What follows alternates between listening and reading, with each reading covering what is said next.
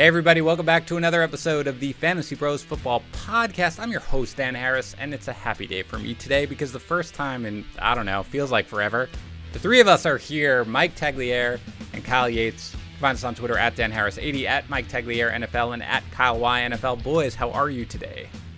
Good. I'm just hoping your kids make an appearance on the podcast today. If you guys tuned in for the Sunday morning live stream, Dan's kids were like the stars of the show. So usually I let them, I made a deal with them when I realized I was going to be hosting 8 podcasts a week and 2 live streams, because it used to be like, oh, Dad's hosting the Sunday night podcast. Everything stops. No talking. Right. Okay. It's crazy. And then I was like, I can't do this to them. Like, this is, their whole life is just to be dopes. So I said, okay, if you guys need to come in, especially on a live stream, it's fine. And I was talking to you guys before that.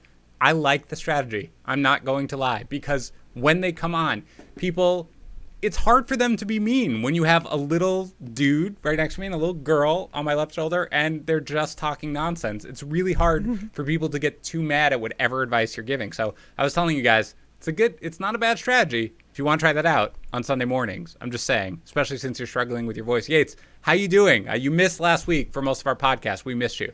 I'm back. Well, I'm somewhat back. My voice is still a little wavering. I'm literally sucking down on a cough drop right now, because I've been hacking all morning. So that's just a glimpse into what my week has been like for the past week and a half. But no, I'm here. I'm excited to chat with you guys. Literally, I was like a kid on Christmas morning.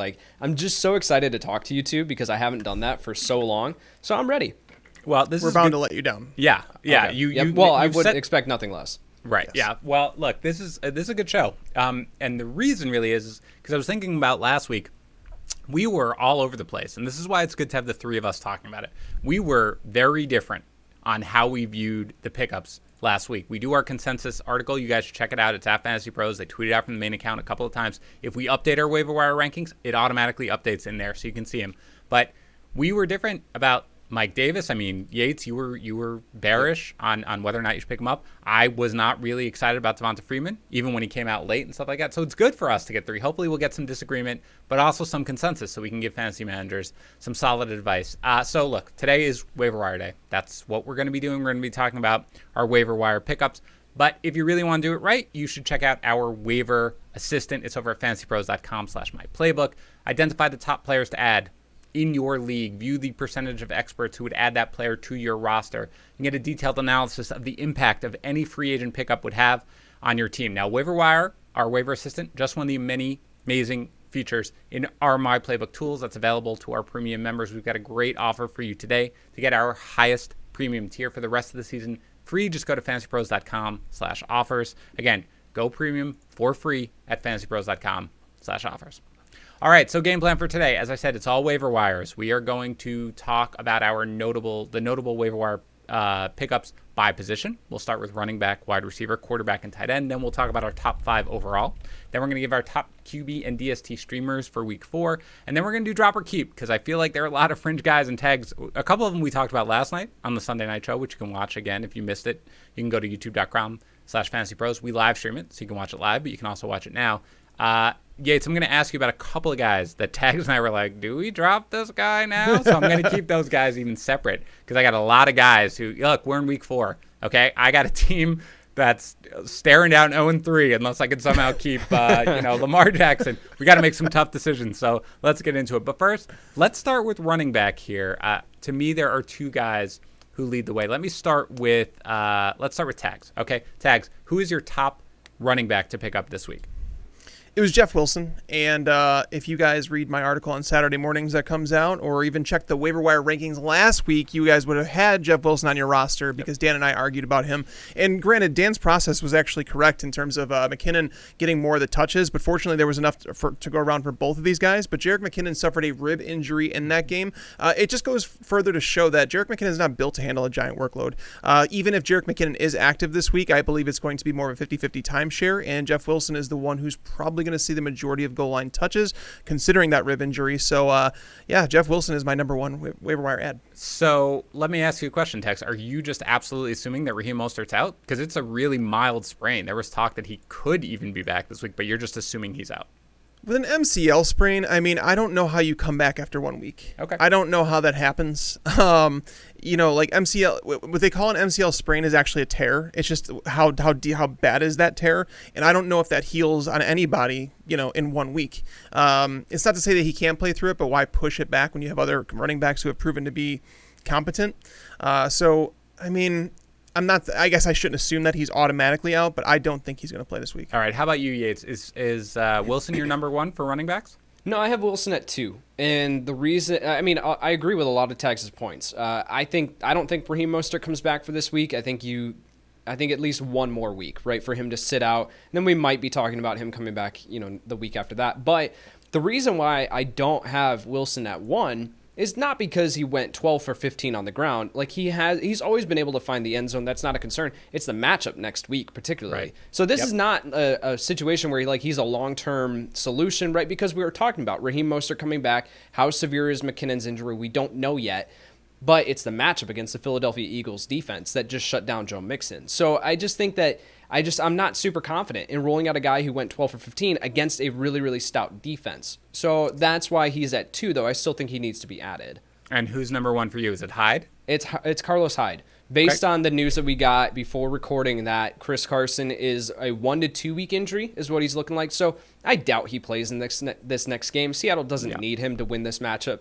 Russell Wilson's going to throw for 7 touchdowns in this one. So they're against Miami. Yes, for context. They're against Miami. So I think Carlos Hyde, for him to step in, Rashad Penny's not coming back yet. You have DJ Dallas and Travis Homer on the roster behind him.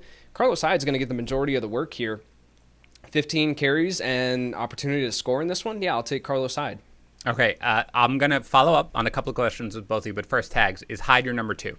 He is, and you can make the case where he's number 1. It just depends on what you assume about Mostert. And as for Hyde, James Coe he does NFL Next Gen Stats, and he had a stat before the season saying that Carlos Hyde, the type of runs that he succeeded on the most are the ones that the Seahawks run the most, where he said that it was like a match made in heaven, where it's like if anything ever happened to Chris Carson, that Carlos Hyde would actually succeed in this run scheme. So I know they're allowing Russ to cook and all that stuff, but the matchup against Miami is a much better matchup. So if you're looking for a 1 week replacement, I'd probably say that Carlos Hyde might be the better option. All right, so let me give a couple of my thoughts because not to disappoint anyone, but we're basically all in lockstep on this one. I do have Wilson as my number 1, but it's a very 1A 1B situation with Hyde. I don't have a particularly strong preference on which one you go after if you need a short-term replacement.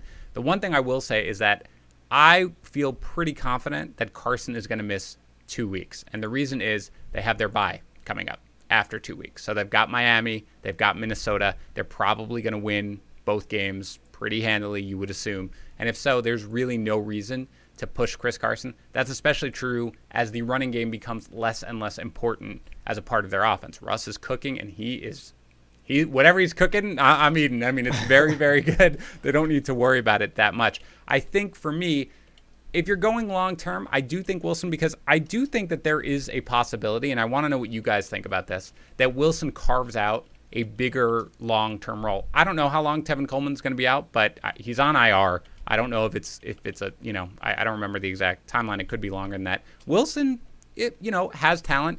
Tags, you had it nailed last week. It's just that McKinnon, it's his first game back, and already he's dealing with an injury, and he didn't have that many touches.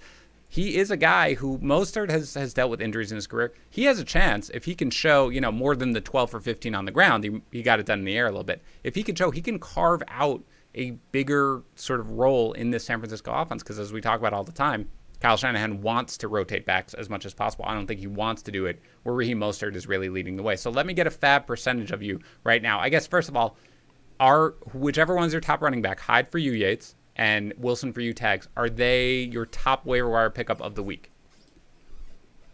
Overall, not just running back. Yes, top they are. Hyde is, yep. For you, Tags, is Wilson your top of the week?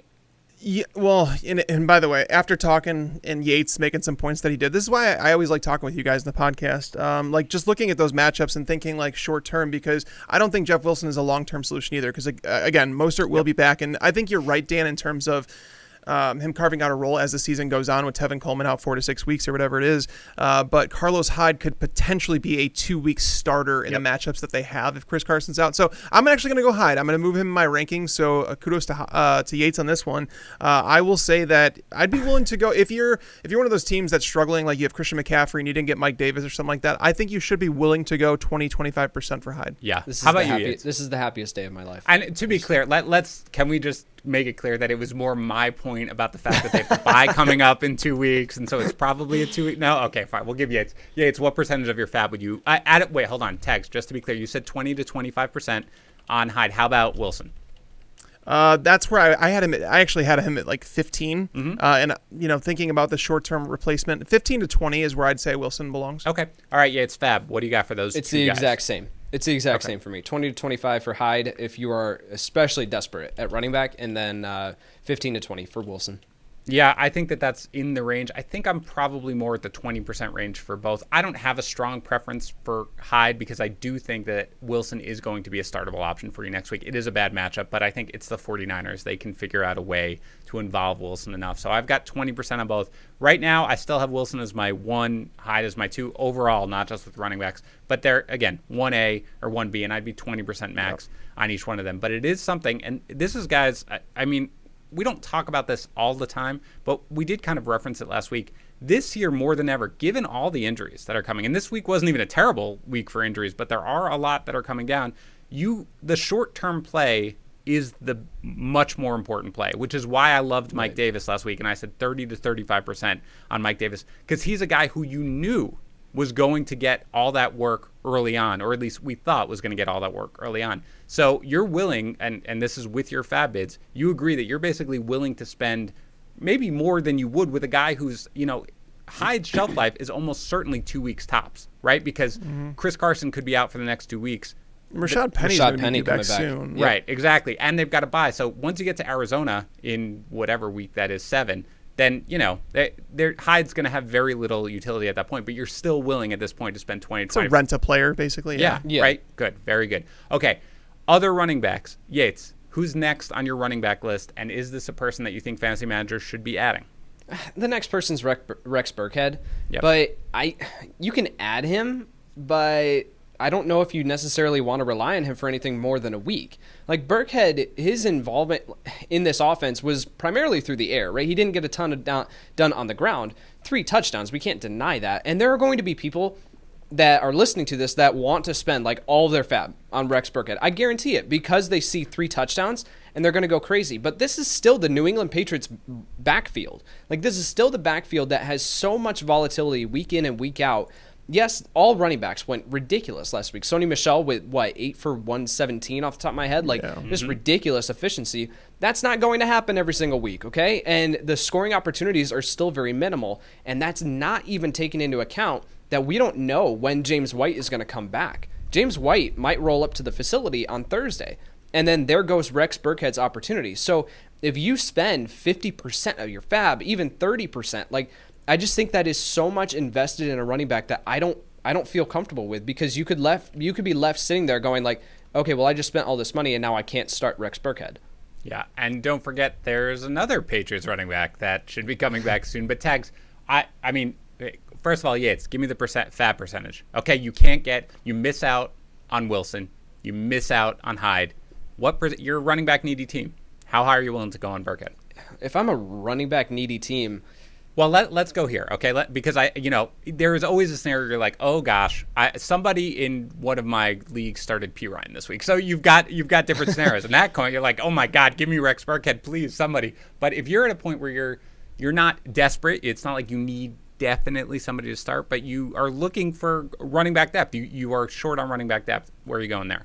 15 max. Okay. Ugh. Yeah, I'm lower than that too. I agree. Yeah, and that's the thing. That's my max. And you're saying for a running back needy team, right? That's Yeah. I'm not even I didn't mean to hold that against you. Yeah. I don't think that was a bad answer. Tags was. I just want to throw up. I just want to throw up because it's Rex Burkhead for 15%. But remember Myles Gaskin, guys? Remember that? I do. We were all throwing up. And to be fair, even if we were doing it today, I still wouldn't give 15% for Myles Gaskin. Ridiculous. Fair. I'm just kidding. That's fine. Okay, Texas Rex Burkhead, your number 3.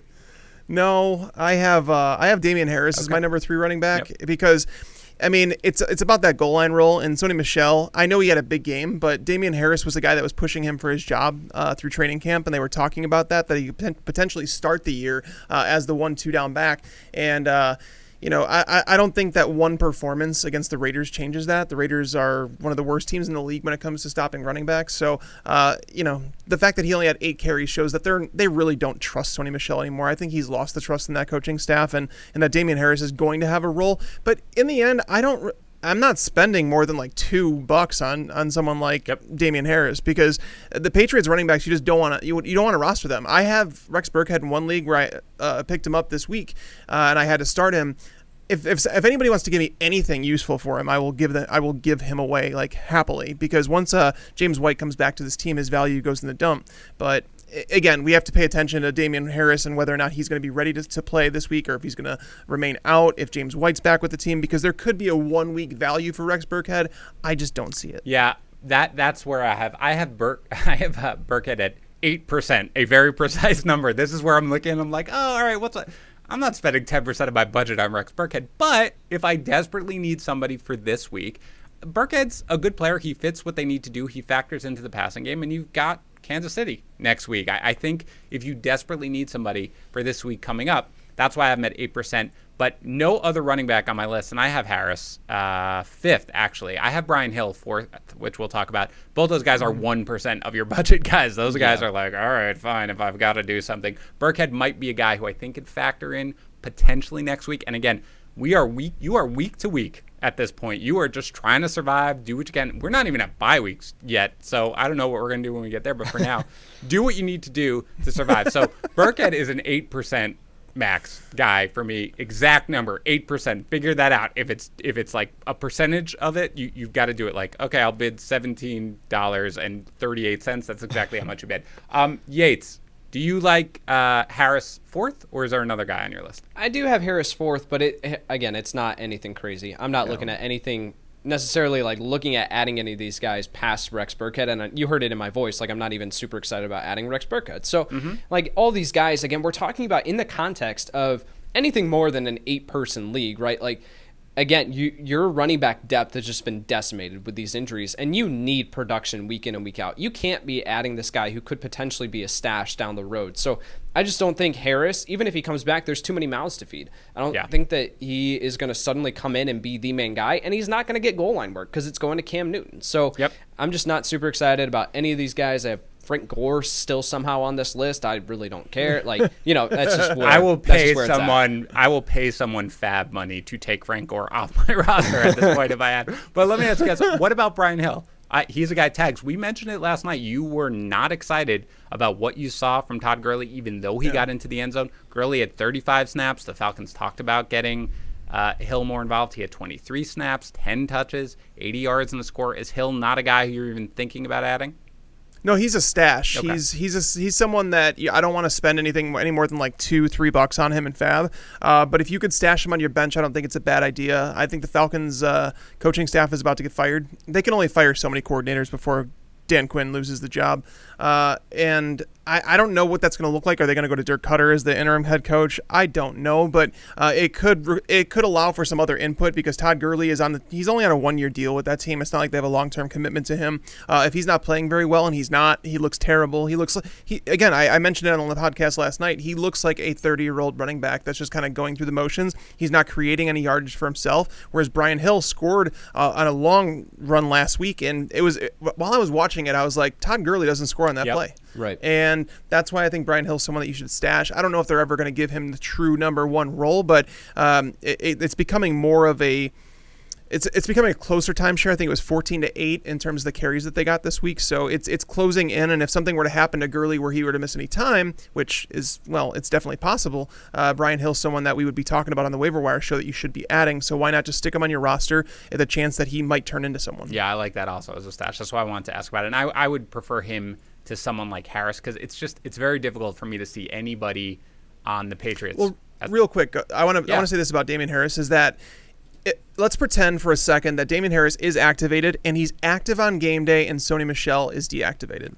Would you guys feel differently about him? Like, would you guys want to start him in a league? I still wouldn't want to start him. Correct. That's exactly. Okay. It's like, no, there's no way I want to say. There's no way. I mean, because I assume Burkhead is going to be active. White, we hope, of course, comes back soon. And there's a goal line back on the Patriots, and his name is Cam Newton. So it's just really not something where I want to go near. That's why Harris. The reason I'm asking is because Harris, if he is active, he doesn't play special teams. So that's why last year people are like, oh, he was inactive for so many games. And if he doesn't play special teams, that means if he is active, he's going to have a role. Yep. But you guys are probably right in this one in terms of just like avoid Patriots running backs if all possible. Yeah. To be clear, all Patriots running backs ahead of Frank Gore. So just put that out there for that. Okay. Wide receivers. Let's start with you, Yates. Who's your number one wide receiver pickup this week? Guys, it's Justin Jefferson. And for context here, I loved Justin Jefferson coming out of college. Tags can attest to that. I absolutely love Justin Jefferson, had him rated above CeeDee Lamb. I'm all in with Jefferson. The reason why I wasn't recommending him as a late round sleeper or anything heading into draft season was that he was third on this depth chart for some reason.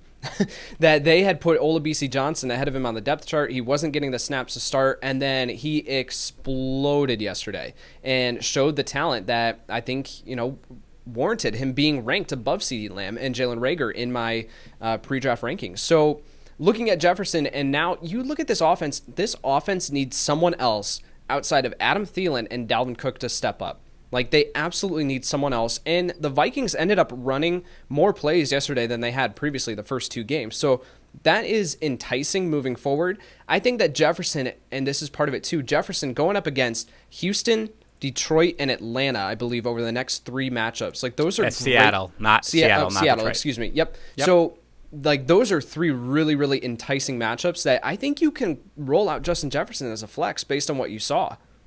Yeah, I mean, we talked about him last night. An incredibly impressive performance. Tags, is he number one for you? He's not number one. Him and Bradon Aiyuk are very, very close in mind because there's definitely some pros and cons that I could say about both players. And I will say that I think Bradon Aiyuk is the toughest player for me to rank on the waiver wire this week because I just don't. He's the number one receiver there right now, but you have George Kittle who's going to come back. You have a backup quarterback taking the reins for another couple weeks. You have Deebo Samuel who might come back in week 5.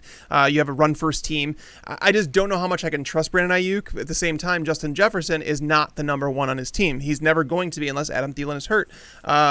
This matchup this week against Houston is a good matchup, and it's one that I would prefer over Bradon Aiyuk. So if you're looking for a one-week rent-a-player, I would definitely say it's Jefferson. I was just literally doing research for that game, and that game has a total of 51.5, which is massive. The Texans, their opponents are averaging, I think, 72 plays per game, so the Vikings should get up there in plays. I expect it to be a Dalvin Cook game, but as Yates mentioned, Olabisi Johnson is now seemingly fourth on the depth chart. He's fallen behind Chad Beebe.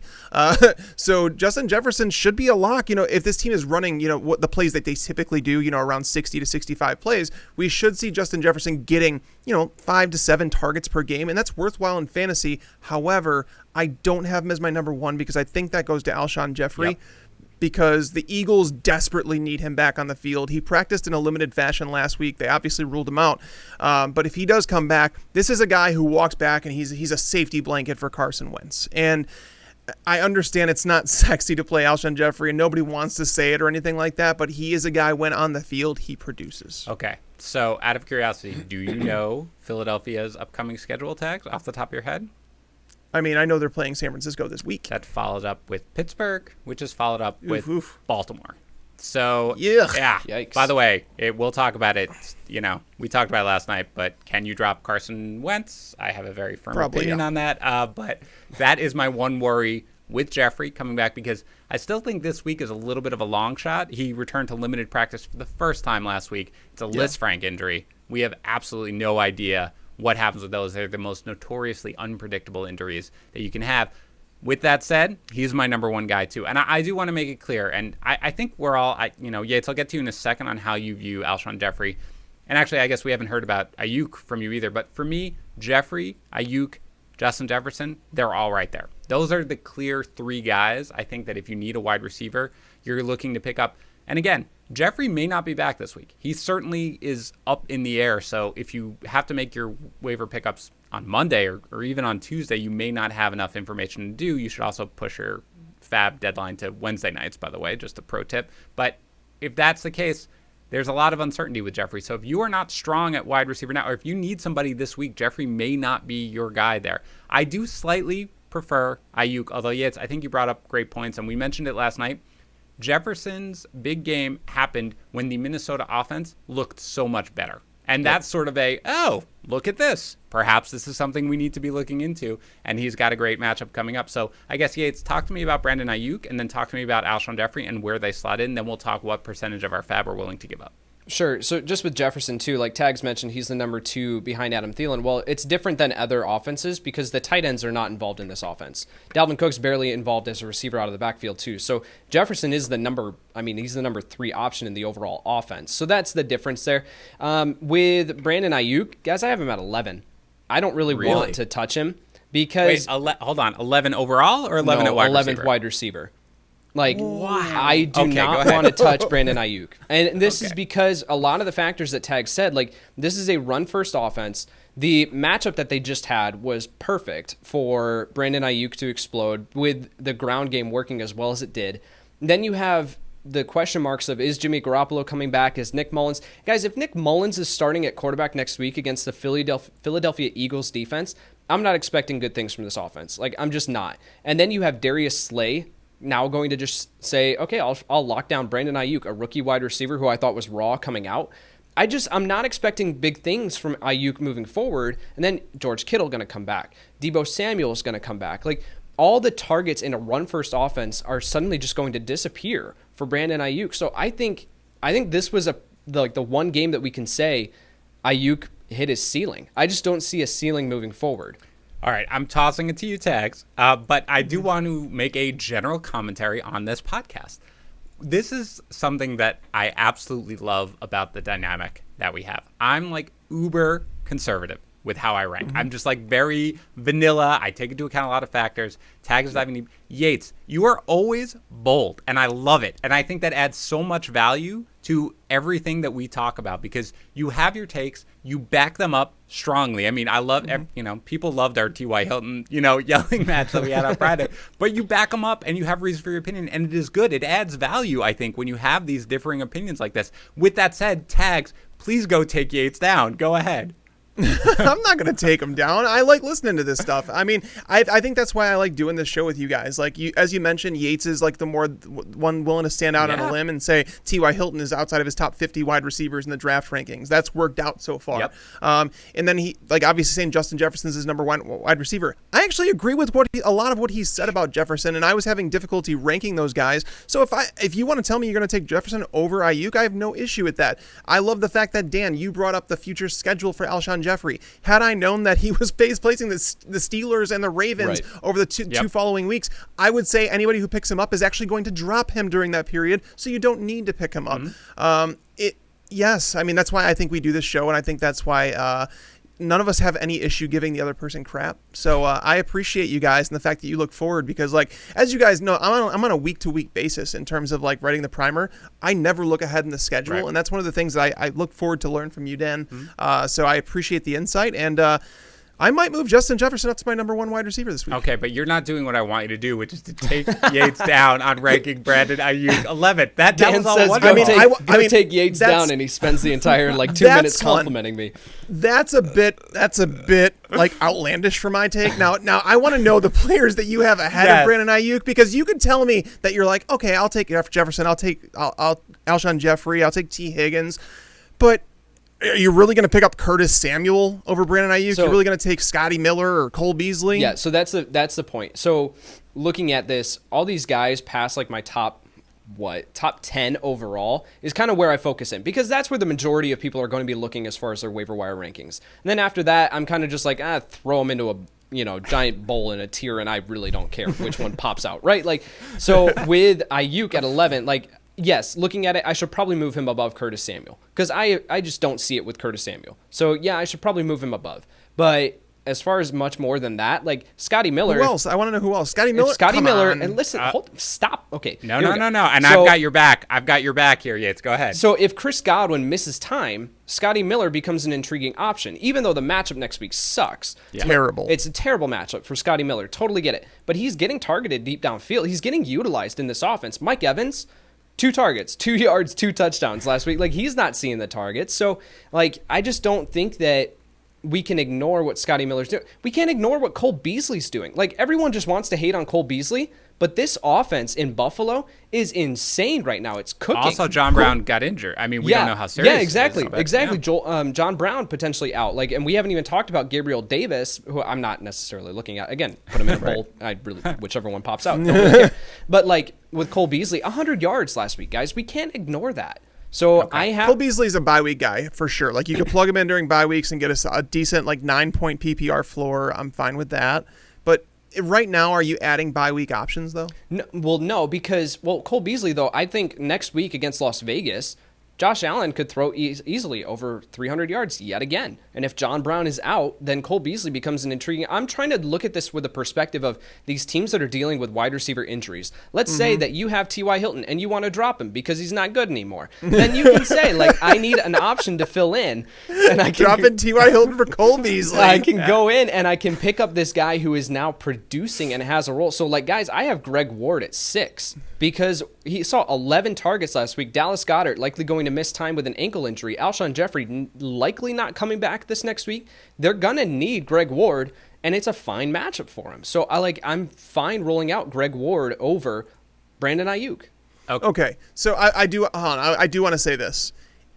Waiver wire rankings to me right now are not on a week-to-week basis. But if you do want to go that route, I would say Cole Beasley should be moved up. I mean, arguably into the top 5 waiver wire wide receivers. Because, yes, he is producing. If John Brown is nicked up and Josh Allen's playing out of his freaking mind, all those things go into play, but he's never going to be a league winner. Like, Cole Beasley was really good last year. Nobody ever wanted to admit it. I literally used that guy every week during bye weeks, and it was fantastic. He gave me a fantastic floor, and he was what he was. I never expected him to win me fantasy leagues. Whereas, like, grabbing guys like Aiyuk, who could potentially turn into that number 1 receiver, like, we saw him used like Deebo Samuel last week. Right. We saw him being used out of the backfield. He is the number 1 receiver. When George Kittle comes back, defenses are not going to say, hey, we have to stop Brandon Aiyuk. That's not really a thing. And rookie wide receivers, this was really his second game in the National Football League. And we've seen wide receivers like Justin Jefferson, even like Jerry Jeudy to a certain extent, where these players are taking a little bit of time because they had no preseason. Even AJ Green and Rob Gronkowski, guys that have been in the league, taking these first couple weeks and like literally just getting accustomed to like getting their legs underneath them. So I do believe that Brandon Aiyuk has a higher upside. But if you're looking for an option this week, I'm probably going to rank Cole Beasley ahead of Brandon Aiyuk this week because Aiyuk is playing against Philly, which means he's going to see Darius Slay quite a bit, and Cole Beasley is going against the Raiders. So, I mean, I guess it just depends on what you want off the waiver wire. I'm not into the bye weeks just yet mentally. Exactly. Well, and that's the different philosophy. Really quick, Dan, I'll just say this. No. Don't go quick. Say as much as you want. Go ahead. Like that's the difference in philosophy here, as far as like our rankings of waiver wire. And I go more week to week because I think that, like, based on the injuries specifically this year, like, people are going to need these options right away. And I think that Cole Beasley, we need to look at him more than just what he's been in the past if this offense is going to be cooking as much as it is. And so I think that he is someone who, yes, I agree that he's not going to be a league winner, but yet Brandon Aiyuk in this offense, even if he is the number 1 wide receiver, he's not the number 1 receiver. It's George Kittle when he's healthy. So I don't think that in a run-heavy offense, Brandon Aiyuk is suddenly going to turn into a league winner. So that's the balance. All these guys are really close, and it all depends on what you need. So ranking them is pretty difficult, but yeah, I look at it more from a week-to-week perspective, and I guess that's where you're at, Tags, where you look more long-term as far as who could be a league winner for you. I mean, yeah, and Dan, where would you to be the mediator here, just to say, if you're looking at it and you're not going to start any of these wide receivers, you're just looking for a waiver wire pickup to put on your bench and your whatever, would you grab Cole Beasley, or are you going to take an upside play like a T. Higgins or Laviska Shenault? Yeah, I would take T. Higgins or Laviska Shenault. I have Shenault 7th, Higgins 8th, Beasley 10th. So it's not crazy. I don't go crazy with it, but this is a perfect, first of all, great arguments on both sides. Great arguments. I am the owner's box, one of our sponsors. I'm the owner's box of the waiver wire, okay? Because some people like the season-long look. Some people like the daily look. And others go in between for the weekly sort of thing. And I'm in between in that when I'm looking at running backs, I almost always value the immediate need above the long-term need. And I basically said that. A guy like... That's why I like Mike Davis. Mike Davis, assuming that Christian McCaffrey does come back in 4 weeks, has little long-term value. He's probably going to be useless for the second half of the season. I don't care. That was a guy who I was willing to spend significant fab on because I know I'm going to be able to roll him out there each week. But with wide receivers, I almost always view it differently just because I think wide receiver is pretty deep. We mentioned Scotty Miller. He's almost certainly a guy, even with a tough matchup, that you can probably get away with starting next week, assuming that Godwin is out. Traquan Smith is a guy. We don't know whether or not Michael Thomas is going to be there, but he's getting targets enough that you can think about rolling him out. Curtis Samuel gets involved. Shenault, for whatever reason, was not as involved as he should have been on Thursday night, but he probably will be going forward. T. Higgins got a ton of targets and I think saw the most snaps of any Bengals wide receiver. There are a lot of guys out there. Cole Beasley. You can find guys who you can throw in there for a wide receiver. So for me, I take more of a long-term outlook. That's why I still have Jeffery ranked highest, because I do think Jeffery is going to be, tough matchups aside, long-term, he is a guy who you are going to roll out there each and every week, so long as he's healthy, with very little thought to it. And for me, Bradon Aiyuk, by the way, splits the baby a little bit. What I love about Aiyuk is that they got him involved in every way they could possibly get him involved. Remember, he scored a touchdown yesterday. Wasn't a receiving touchdown. It was a rushing touchdown. 3 carries for 31 yards and a touchdown. I think they know what they have in Aiyuk. Deebo Samuel is not coming back this week. We know that, right? He basically is looking at week 5. I think they know what they have. I think they need to get him involved with all the injuries, and I think he is going to be involved. So both short-term and long-term, Aiyuk is sort of my play for me. Other than that, though, Tags, I do generally look long-term. So we've all now spoke for like 10 minutes each on how we view all of these things. Let me put a number on it. Tags, have you moved Jeffrey now, given that schedule, off your number 1 wide receiver? Yeah, I mean, he's right there. It's like a 1A, 1B situation for me. What is the fab percentage you're willing to spend on, let's say, the top 3 guys we've talked about, Jeffrey, Aiyuk, 8 to 10 on max on all of them? Yeah, 8 to 10. How about you, Yates? What about your top couple of guys? I'll spend 15 on Justin Jefferson, Okay. and then probably about 10 to 15 on Keelan Cole, who I have at second. Cole is your second. Mm-hmm, even Man, if we didn't even get there. I'm sorry. Go ahead, Yates. Yeah, no, Talk with to me about Keelan Cole. just with Keelan Cole, super quick. Like, I just think that he's still too involved in this offense to ignore, and I'm not expecting weekly what we saw from Gardner Minshew last week. I just think that was a super off game. Like, he's going to bounce back, and I think that even if DJ Chark does come back into the lineup, it's not going to be enough to affect Keelan Cole. So I'm going with Cole at second. And then Alshon Jeffery at 3, but he's like 10% there. T. Higgins is an intriguing one, but it balances out, like, how do you want to look at it? T. Higgins I have at 4, excuse me. So, like, it all depends on how you want to look at it. Is he more of a long-term play, or is he someone that you can roll out this week? This week against Jacksonville, it's a great lineup, or a great matchup, but then he gets Baltimore the week after that. So he's like a 10 to 15% for me too. Okay, so for me, I'm willing to go basically 15% on Jeffrey. Jeffrey is a guy, again, who I feel like in a few weeks, the schedule is terrible coming up, so it is something where I'm like, oh no, but if he is healthy, he's probably somebody who you're going to be a borderline starter for you in fantasy leagues if he's 100% healthy, even with those matchups. And he's a guy who in the second half of the season could legitimately be a wide receiver too, if he's fully healthy, and Carson Wentz desperately, if he's still the quarterback, desperately needs somebody to throw the ball to. After that, Aiyuk and Jefferson, both 12%. I think you can get away, well, so a little bit less. Not a weekend to go crazy necessarily with these guys. Tags. After those guys, who's your 4th and 5th pickup? Because I think we've talked about the top 3, right? You're Jeffrey, Aiyuk, and Jefferson, right? Yeah.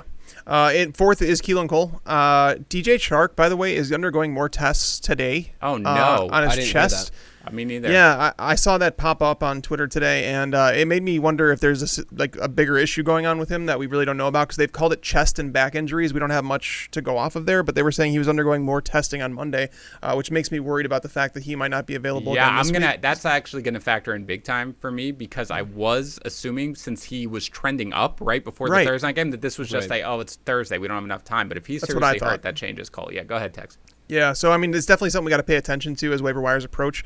But I did have him at 4. I had T. Higgins at 5, Laviska Shenault at 6, and then I had Cole Beasley at 7. So it really just comes down to, like, my rankings are based on if you don't need a wide receiver right now, you just want to throw someone on your bench with better long-term value. But again, if as Yates said, if you need someone to produce this week, I think Cole Beasley would be a better start than someone like T. Higgins going against Jacksonville, because Jacksonville, again, I just started researching that game. I think they've only seen 46 wide receiver targets through 3 games. So teams haven't thrown the ball a whole lot. They haven't needed to. And even though T. Higgins has 15 targets over the last 2 weeks, we can't forget that Joe Burrow has thrown the ball 105 times Right. in those games. So it's like the target share is under 15%. So it's not like it's massive that it's like, oh, you have to play him every single week. He's trending up for sure. And if something were to happen to A.J. Green, T. Higgins is going to become an every week fantasy play.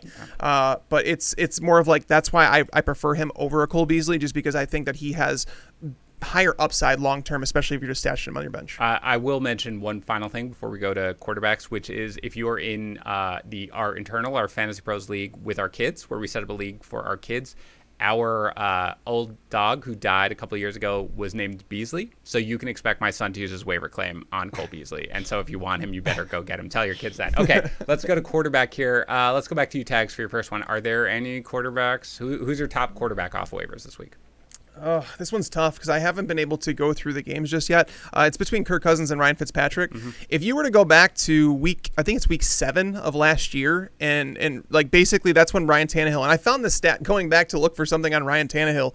If you go back to when he took over as a starter, which was in week 7 of last year, Ryan Fitzpatrick, I think, has scored the 3rd most fantasy points among quarterbacks since that time. Yeah. And I don't think anybody ever wants to play Ryan Fitzpatrick, but going against Seattle, you don't run the ball against Seattle. No teams have been able to. I mean, Ezekiel Elliott last week winds up with 58 total yards. Terrible. Like that team is now allowed, I think it might be up to 10 wide receivers through 3 weeks that have finished his top 36 PPR plays. Yep. So Ryan Fitzpatrick is definitely on the streaming radar. I'm digging into this Kirk Cousins game right now. I do believe it's a Dalvin Cook game, but it makes me feel better to know that the Texans have faced 72 plays per game. Teams haven't thrown the ball a whole lot against them. As a matter of fact, teams have called passing plays against them just 47% of the time, which is the lowest in the NFL. So this kind of matches up with what the Vikings want to do with a run-first offense. But the game has a 51.5-point over-under, which typically bodes well for fantasy players. So I'm torn between Fitzpatrick and Cousins right now, but I think I might lean Fitzpatrick. I don't know. Okay. How about you, Yates?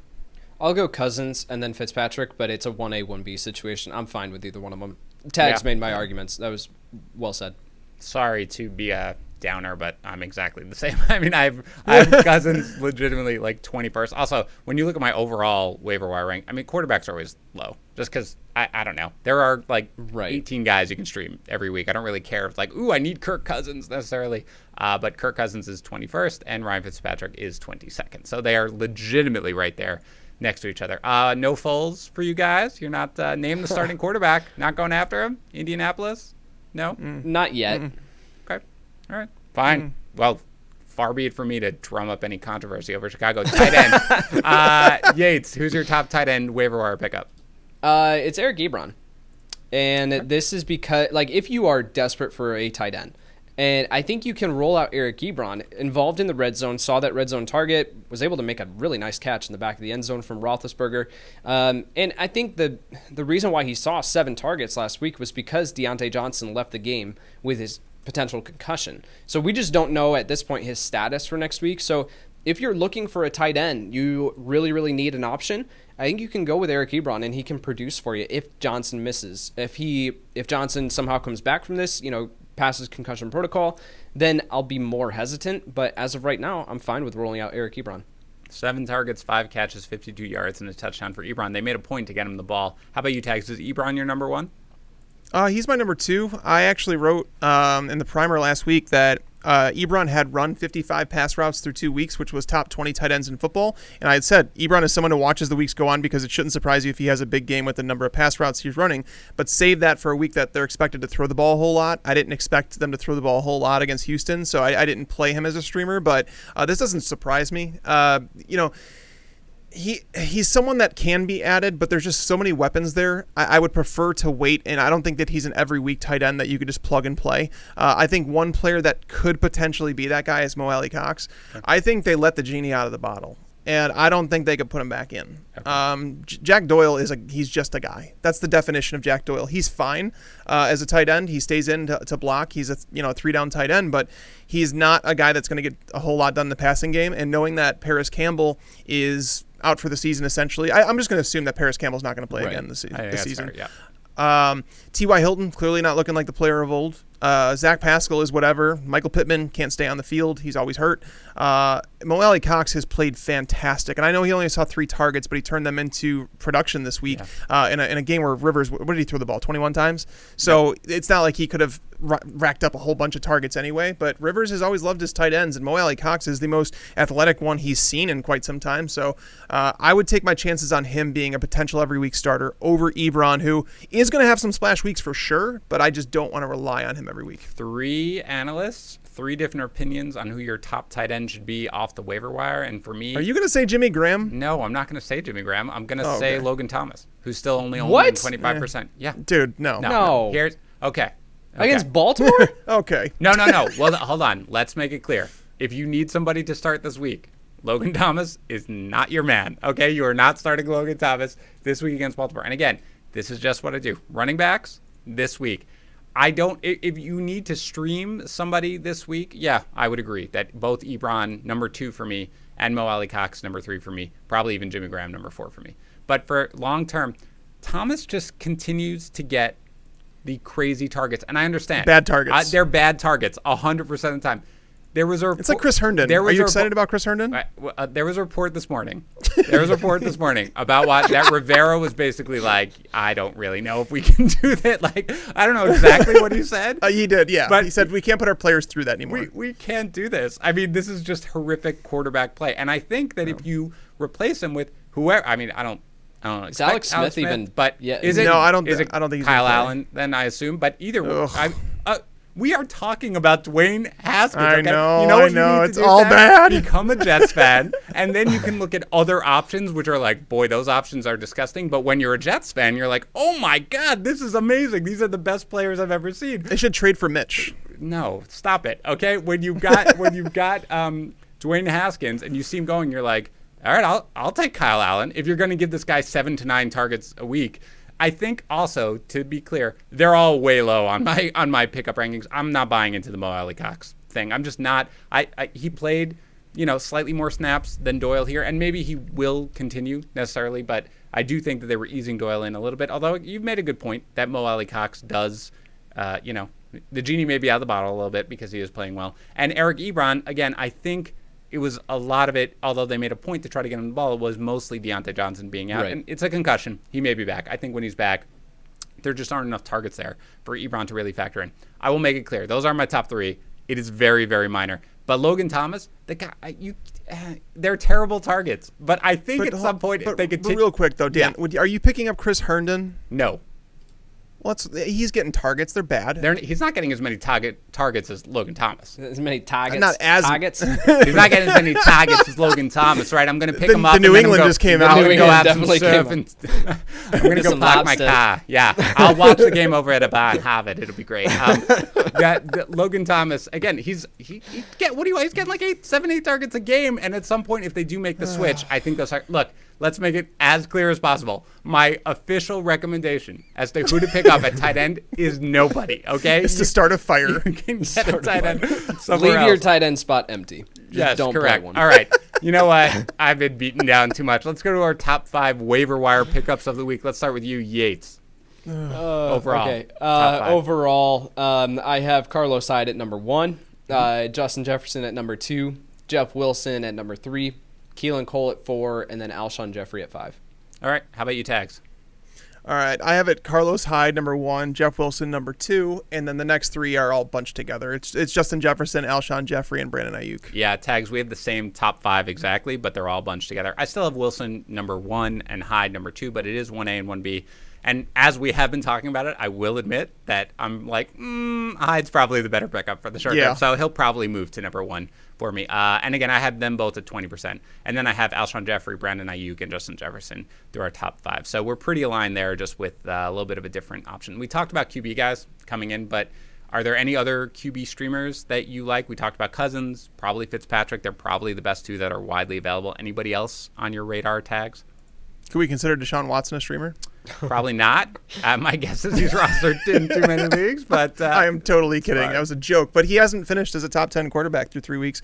They've had I don't know who made the schedule this year, but why they hated Houston. But it was not terrible. great. Yeah. I mean, in Minnesota was supposed to be good, but they're not. Right. So I mean, this could be the breakout week for Deshaun Watson. Even though Minnesota, fun fact, this is before your research starts. Okay. Since the start of 2019. The Vikings have played 19 games, obviously. They've allowed exactly 10 fantasy points on the ground to quarterbacks. That's it. Wow. 10. Okay. That's a good stat. You've got a stat for that. I like it, Tags. Well done. How about you, Yates? Anybody who might actually be available in fantasy leagues who you can think about? His name is Patrick Mahomes. Wait. Oh, wow, yeah. Who? What? Yeah, exactly. No, No, he's playing the night. You can pick him up. Kirk Cousins is really the only one that I'm considering, but I'm not expecting anything. Like, he'll probably be at like QB 15 in my rankings. Like, I'm not super excited. Fitzpatrick has a chance to finish within the top 12 based on passing volume because he's going to need to throw the ball, but I'm not super excited about him either. Can I ask you guys, because somebody who is still available, not in as many leagues as Cousins or Fitzpatrick, but it is Jared Goff. He's available in a lot of leagues. Would you prefer him against the Giants versus somebody like Cousins or Fitzpatrick, or would you still rather stream one of those guys? I'd be Cousins. fine. Or no, I mean Goff. Yeah, I'd be Goff fine there, playing right? Goff. Yeah, he's actually playing pretty well this year. Yeah, he is. And, part of the thing we talked about on our Betting Pros NFL podcast is I really think a big part of it is the fact that there are no fans. Because I do think that McVay is just in his ear and it's fine and he plays better on the road. So I like what they've been doing over there in Los Angeles. Tough game to lose yesterday. But I agree. If he is available, because I was looking at the roster percentages before we started going, and he's available in like 40% of leagues. So if he is, I think he's the guy who go ahead and stream. How about DST? There is one answer to the stream the DST this week. And if you don't give it to me, I am signing off of this podcast. Go ahead, Yates. There's two. one. There's There are one. two. There's only one. There's one. It's the same and one then every there's week one, because it's there's whoever you're playing a certain team. Go ahead. The Broncos defense has been decimated by injuries. Doesn't matter. But they're playing the Jets. Correct. On Thursday night. Have a reason. Can we skip this Thursday night game? No. Because Legitimately, everyone, all of our listeners must share in my misery and understand that by virtue of being born in Queens, okay, to like a diehard Jets family, I am forced by blood to not only watch this team every time they play, but be like very heavily invested in how they perform. Imagine that for the entire 40 years of my life. Add on then that I am a Mets fan, add on then that I am a Knicks fan, and then you have why I am the way that I am. Thank you. Wow. Go ahead. I'm sorry. We've got Denver. We've even got- with the injuries, they have to be the number one streamer, Here's the right? thing. So we're recording this Monday afternoon. So like we've got the Chiefs and Ravens tonight. Like I'll hit like 11 o'clock or maybe 10:30 because I have a 2-year-old. I'm just exhausted all the time. So I fall asleep and I'll wake up early, watch the rest of the game on Game Pass. I'm staying up tonight. I'm staying up to watch this game because I am like needing my actual good football fix so to carry me through to next Sunday because this game on Thursday. No, the Broncos defense is a defense that you can stream. They're under 40% rostered in Yahoo leagues. The other one that I am like, this feels super gross, but I think you can actually roll out the Jets defense if you are desperate. Okay. Because you're looking at Denver. Is it Brett Rip? How do you even say his last name? Rippin. Like Mark Rippin's son. He was a quarterback. okay. Yates way before. Someone said it's his nephew. I got bad information. What? It's his nephew or his son. One or the other. All right. Well, Okay, we just should to be probably clear, check my that. entire basis for calling him his son was Tags telling me right before we No, it started wasn't. recording last Dan night. told me it was his son, by the way. This is a bald-faced lie. Right now, Go this ahead. is the Spider-Man meme. Just you two pointing at each other. And then guys, there's actually a possibility, and I'm really just rooting for this for the entertainment factor that we see Blake Bortles at quarterback for the Denver Broncos. Actually, on no. Just to be Thursday. clear, a rare serious moment. I did hear that he's probably still going to be inactive for that game because he's not going to be up to speed yet from a beat writer. Oh, okay. That's what I thought. disappointing. I'm rooting that that he is gets very up to speed. for the entertainment value. I agree. I would I absolutely love that. I don't think that's a terrible call because the Bucs defense is a little underrated anyway, but if you watch that game, you were just like, oh God, this is terrible. With that said, it's clearly Denver over the Jets. Tags anybody else other than the very clear answer, which is Denver? Well, it's Denver, but they lost another part of their defense too. Jarrell I Casey. mean, Jarrell Casey Yeah. now out, and it's like this defense is like, whoo, it's so bad. I mean, but it's the Jets. Yeah, it's the Jets. They'll run. Does Adam Gase get fired after this game? Yes, actually. Yeah, they're This actually is it. looking into. They're actually already looking at coaching candidates. It's after the Thursday game. There's makes no just Right, doesn't for make sure. any sense to do it before Thursday Yeah. game. Have the Thursday game, give him an extra week. And then, we'll have a whole separate podcast, by the way, on my thoughts on Sam Darnold, which we were kind of talking about a little bit, but there are a lot of I thoughts. feel Okay. so bad for him.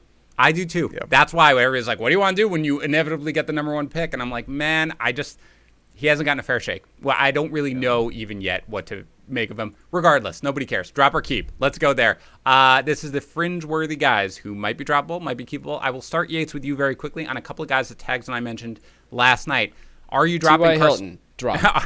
Man, No, you wouldn't, would you? I need to get T.Y. Hilton on this podcast. T.Y. Hilton, I am your biggest fan. Get on this podcast. Okay, dropping or keeping Carson Wentz, Yates? I'd drop him. That is correct. Dropping or keeping Marvin Jones? Me or Tags? You.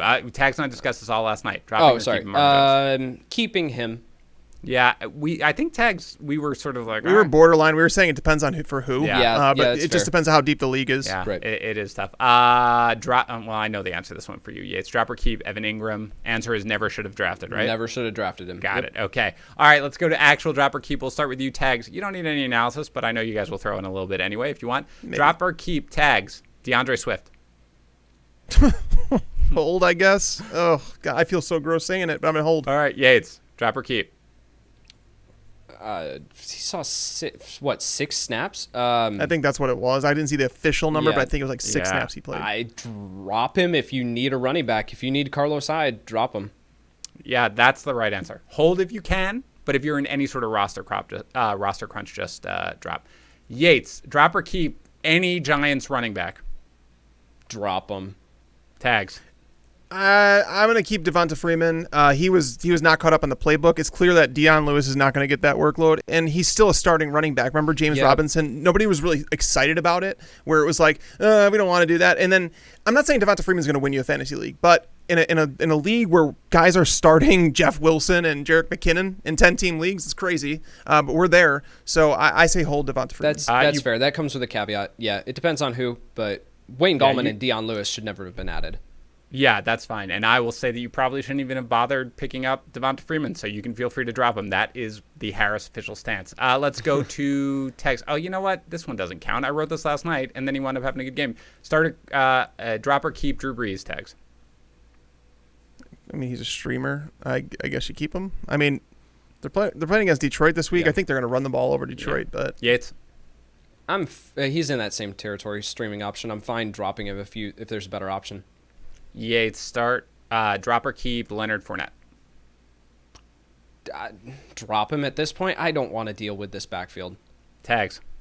I'd keep him. Yeah, I'd hold him too, but I completely agree with you, Yates. I bought in. We talked about it, Tags. Oh, Remember I on did our too. start? I bit. Oh, I totally bit. Start, sit, show. Tags was like, why is the community at 25th on Leonard Fournette? I was like, I know. And Dan's like, I'm like 17th. I am 17th. I was like, I don't think I ranked him 17th when all was said and done, but I was 100% like right around 20. And I was like, yeah, sure. Just avoid. But I would hold him if you could just, if there's an injury to Ronald Jones or if he eventually just runs with it, that's fine. Tags, drop or keep Jarvis Landry? We keep, I guess. Yates. Keep him. The Browns only threw the ball. They've thrown the ball 23 times the past 2 weeks, and Yeah, they don't want to Right, throw the ball. that's I not know, an but anomaly. that's not going to happen normally because they're going up against. Who did they play? Washington and He's like, who did they play? Yeah, 2 they weeks ago? played Cincinnati and Washington. Thank you. So like those welcome. are two very. Those aren't two great teams. So they're gonna get in these matchups where they're gonna have to throw the ball more. Jarvis Landry's a fine wide receiver 3. Okay, my official stance on Jarvis Landry is do whatever you want. Jarvis Landry's not going to win or lose your fantasy league. I don't care. You can drop him. If somebody dropped Jarvis Landry, I'm not like, oh my God, I've got to go get him at the Dan, same you time. gave me so much crap on Friday with the Will Fuller. You're like, do you start Will Fuller? I was like, I don't know. And Dan was like, this is your job. Okay, so but you saying this is your That's job to tell different. people. You're saying do whatever you want. That's different. Start, sit, man. Drop or keep, whatever. It doesn't matter. Fine. You need my official recommendation. Keep Jarvis Landry. That's fine. Okay, Yates, special for you. Drop or keep. T.Y. Hilton. Drop him. You're keeping him. No, you're not. All right, we're not. We've got 7 more podcasts this week. Tune in. Follow us on YouTube.com/FantasyPros for all of our podcasts. There are a lot this week. We'll talk about T.Y. Hilton on most of them. Tag, drop or keep Henry Ruggs. Keep. Brian Edwards is hurt now too. I'll keep him. Okay, Yates? I'll keep him too. Yeah, I'm keeping him in this scenario. I'm not. If somebody dropped him, I wouldn't, be too mad about it, but I'm still keeping him. Yates, drop or keep your boy, Latavius Murray. Keep him. I expect he saw the majority of the carries, and it wasn't close in that game. Alvin Kamara he went beast mode through the air. Literally beast mode, had a beast mode run. So I think looking at Latavius Murray and Tag said against Detroit, they're going to try to run the ball, and they're going to be successful. Latavius Murray was picking up chunk gains in that game too, so I'm fine. Keeping Murray. Tags. Yep. He has one less carry than Kamara on the season. I think they want it to be a Mark Ingram type split with him, so I'll keep. And once Drew Brees starts playing better, which hopefully happens because I don't want to see him go out like this, it'll present more scoring opportunities too. Tags, drop or keep Cam Akers. Keep, just because of the offense he plays for. He's basically like a high-end handcuff is what he is. Yates. I don't think you can drop him, but he's lost all of his appeal. Momentum. Yeah. I'm going to go drop, guys. I think that you don't have to. Don't spite drop him. But if you are in a roster crunch and you drop Cam Akers, I think it's fine. Darrell Henderson looks really, really good. Basically, he's a handcuff at this point. And even if something happened to Henderson, you've still got to compete with Malcolm Brown. So at this point, I'm okay to drop Akers. Let's finish with you, Yates. Last one. Drop or keep Brandon Cooks. I'm fine keeping him. I just think, again, you talked about the matchups with Houston, that these have been brutal for him. So moving forward, I expect the schedule to lighten up at least and him to get more involved in this offense, Watson to bounce back. They're still developing chemistry. I'm fine holding on to him, but if you need to drop him for a better option, I'm not opposed to it. Tags. Yep, keep. Better days ahead. Yep, I agree. You just look at their schedule just to be, they played KC, Baltimore, Pittsburgh. They've got Minnesota, Jacksonville, Tennessee, Green Bay, Jacksonville, Cleveland. They've got some matchups you can exploit. So I agree. Keep them there. All right, that's it for today. That was a lot of fun for some people on this podcast, not as much me because I was made fun of too much. But anyway, don't forget to check out our waiver assistant over at fantasypros.com/myplaybook. For help with your pickups, go to fantasypros.com/offers to get a premium subscription for free. We will be back tomorrow with another episode. We'll talk to you then. Thanks for tuning into the Fantasy Pros YouTube channel. Make sure to check out our featured videos as well. Also, make sure to click that red subscribe button to get notified when we post videos in the future.